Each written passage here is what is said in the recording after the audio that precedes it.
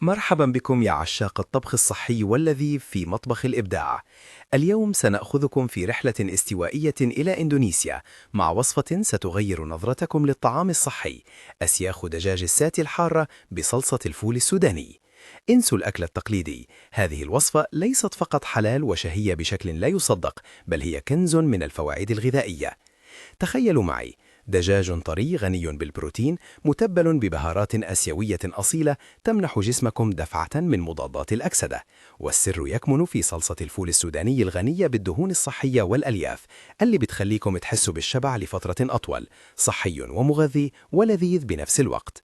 نبدأ بتتبيل الدجاج. ركزوا معي: فصوص ثوم، زنجبيل، كركم ذهبي، كزبرة، كمون، لمسة سكر بني، شوية ملح وفلفل أبيض، ومعلقتين من صلصة الصويا الحلال.